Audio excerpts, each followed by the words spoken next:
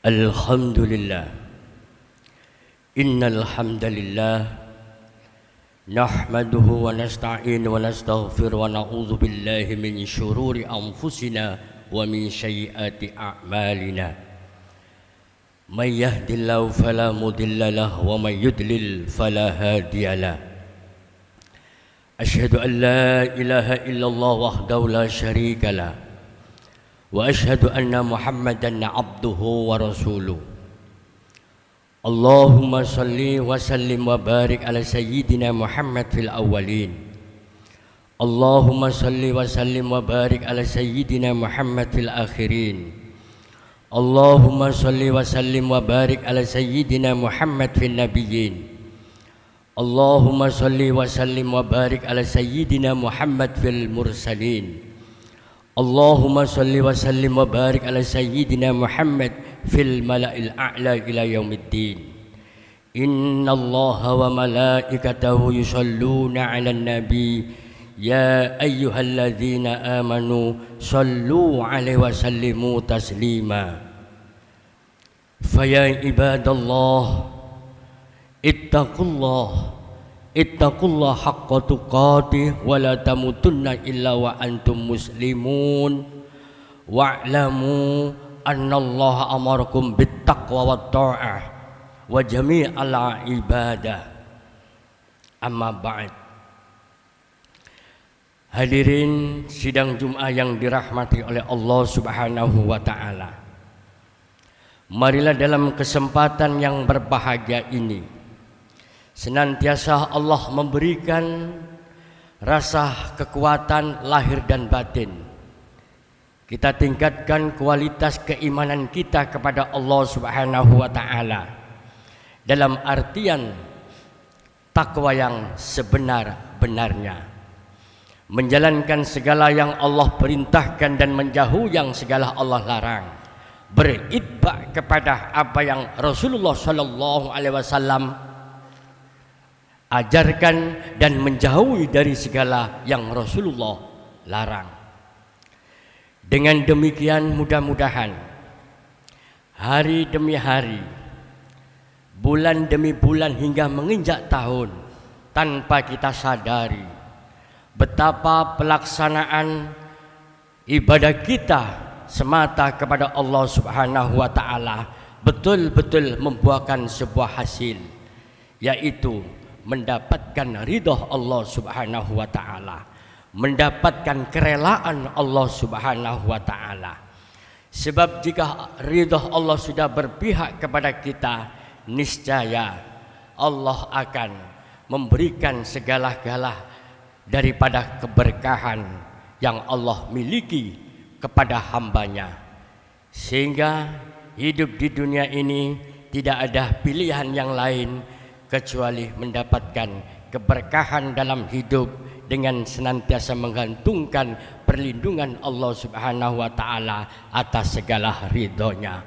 Mudah-mudahan dengan ketawaduan dan ketaatan kita selama menjalankan ibadah yang Allah perintahkan, baik yang bersifat mahdhah maupun yang ghairu mahdhah, diterima oleh Allah Subhanahu wa taala, sehingga kemudian kita betul-betul menjadi seorang hamba yang bisa bertemu dengan Allah Subhanahu wa taala esok kelak di dalam surganya Allah Subhanahu wa taala.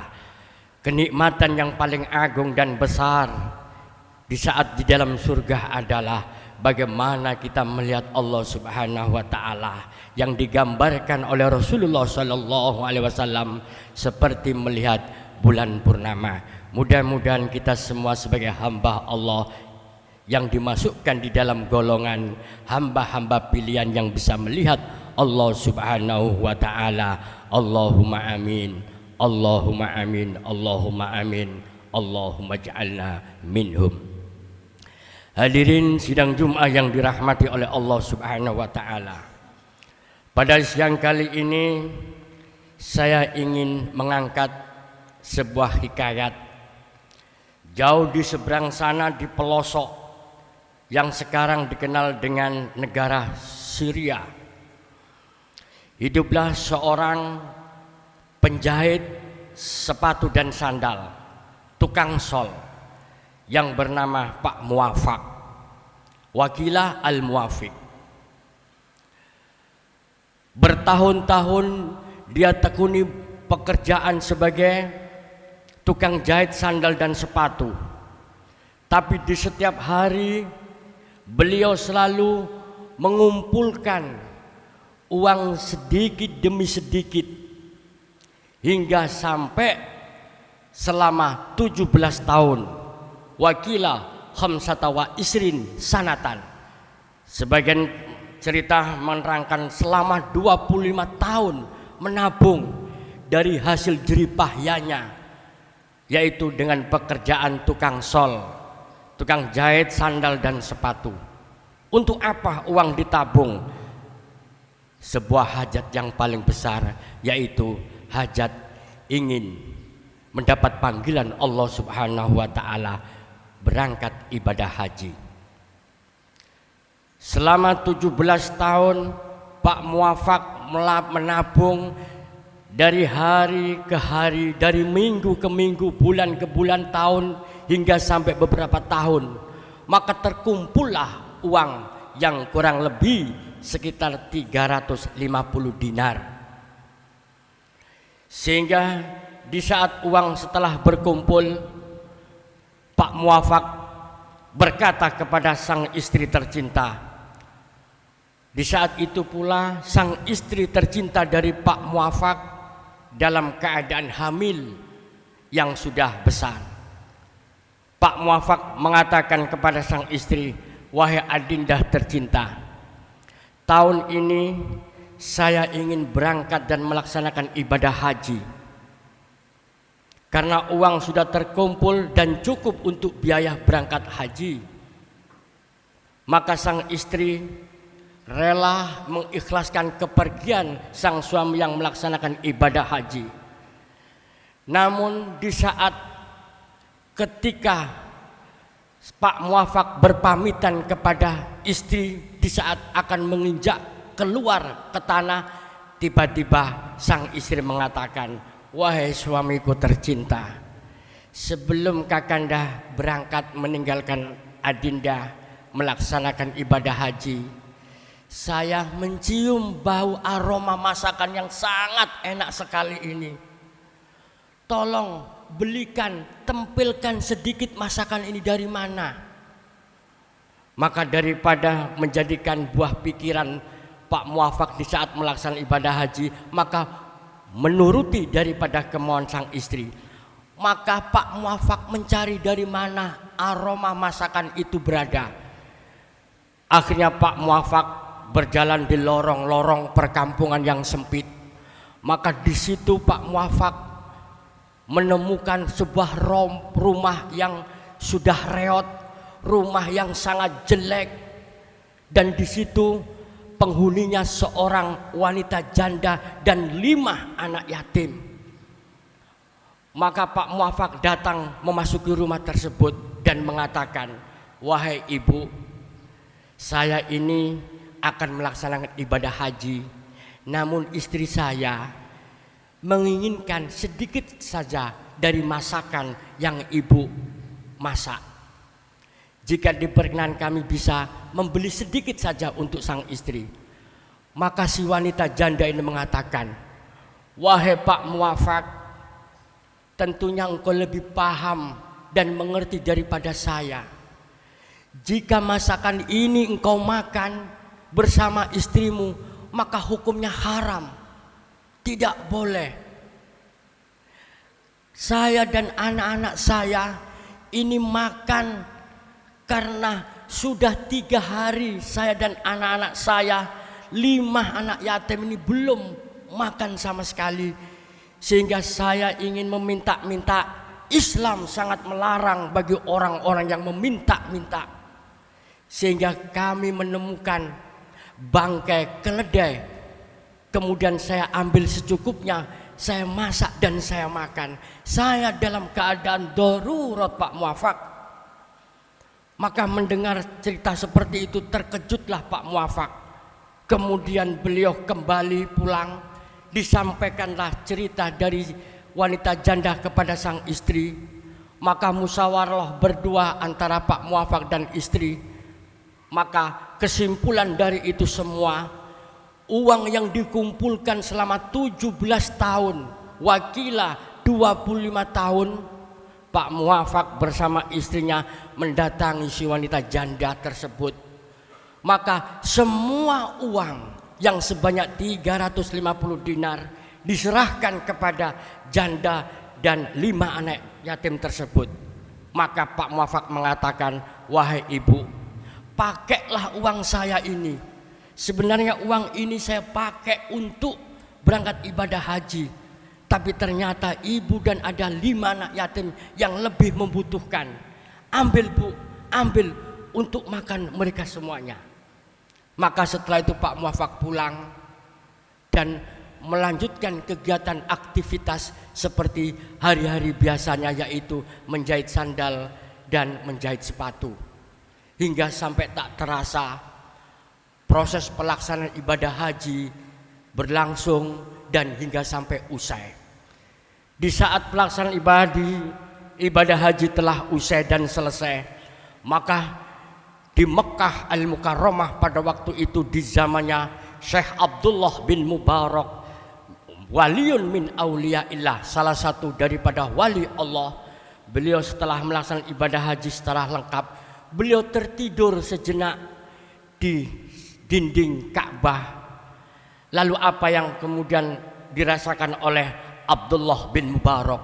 Beliau bermimpi melihat 2 orang berjubah putih turun dari langit dan saling bertanya. Salah satu daripada 2 orang yang turun dari langit tersebut mengatakan, wahai sahabat, tahukah kamu dari sekian banyaknya jamaah haji, siapakah ibadah haji yang paling diterima oleh Allah Subhanahu wa ta'ala? Dan seandainya bukan karena dia, tidak akan pernah diterima semua amal-amal ibadah haji yang sudah dilaksanakan oleh para jamaah sedunia ini.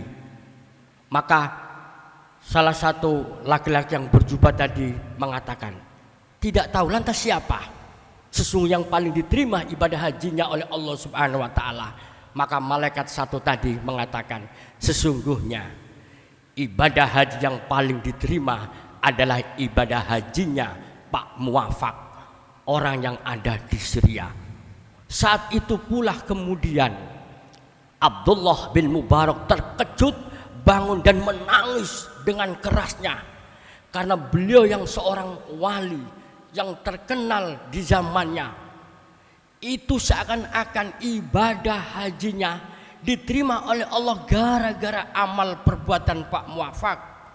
Sehingga dengan demikian maka bergegaslah yang namanya Syekh Abdullah bin Mubarak pergi jauh berkelana, datang ke Suriah untuk mencari orang yang bernama Muafak.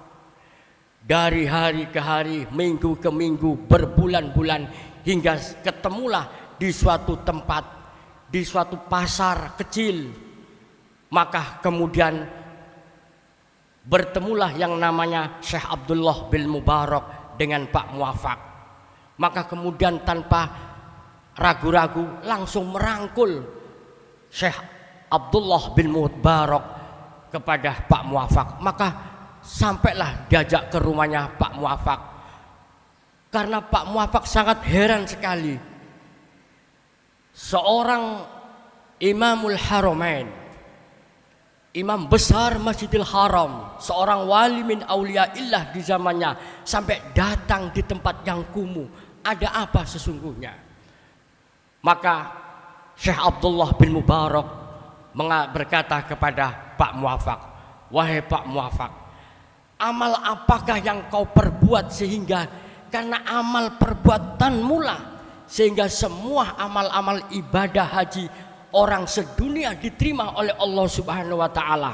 Maka Pak Muafak mengatakan, bagaimana saya bisa berangkat ibadah haji? Saya tidak jadi berangkat ibadah haji.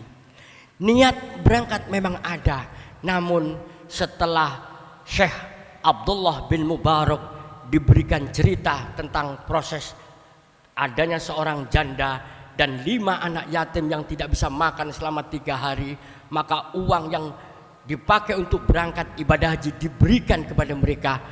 Maka itulah cerita yang disampaikan kepada Abdullah bin Mubarak. Maka menangis dan kerasnya, dan mengganti semua uang yang diberikan kepada si janda oleh Syekh Abdullah Mubarak kepada Pak Muafak untuk berangkat ibadah haji yang kedua.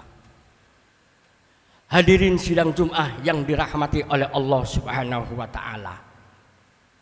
Betapa besar nilai dan manfaat seseorang beramal yang mempunyai nilai kemanfaatan bagi yang lain.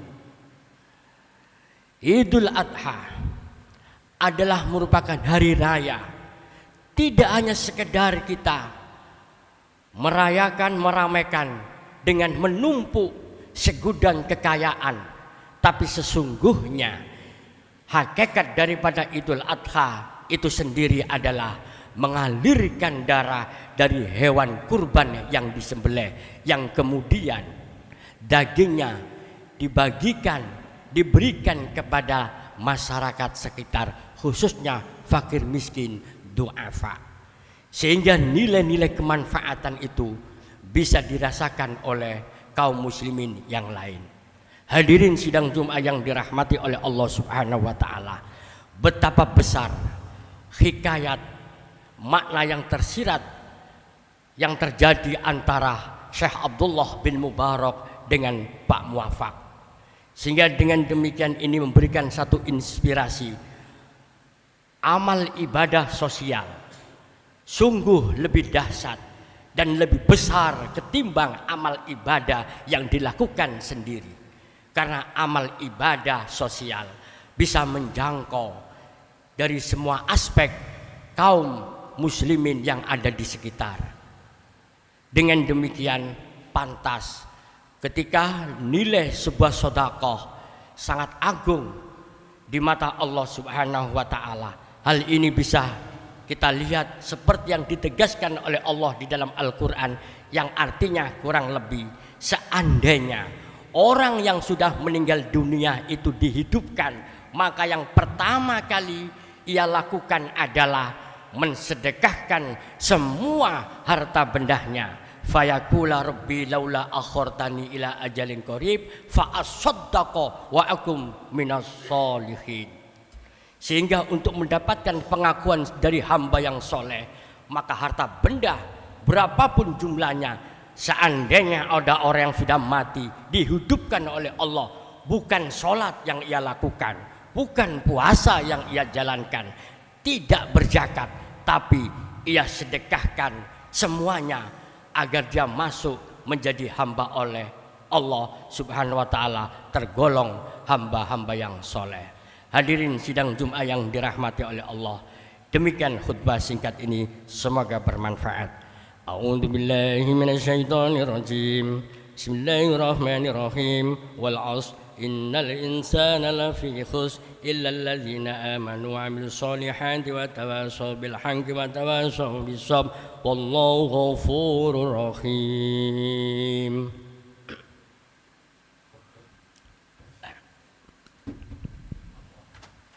اللهم صل على سيدنا محمد وعلى آل سيدنا محمد.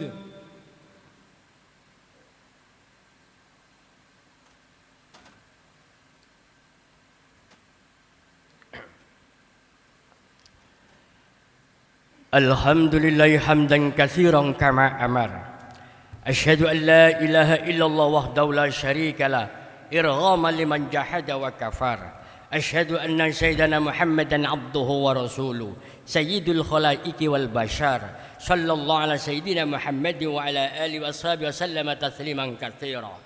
أما بعد فيا أيها المسلمون رحمكم الله اتقوا الله وافعلوا الخيرات واجتنبوا السيئات إن الله وملائكته يصلون على النبي يا أيها الذين آمنوا صلوا عليه وسلموا تسليما فأجيبوا الله عباد الله إلى ما دعاكم وصلوا وسلموا على من به الله هداكم اللهم صل وسلم وبارك على سيدنا محمد وعلى آله وصحبه أجمعين وعلى التابعين وتابع التابعين وارض عنا معهم برحمتك يا أرحم الراحمين.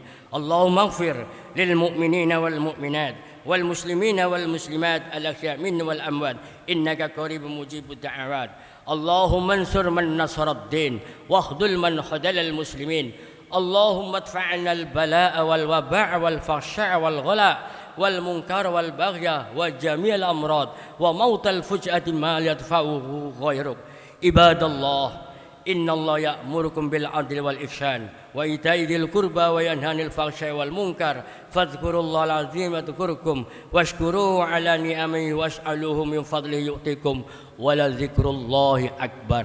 السلام عليكم ورحمة الله وبركاته.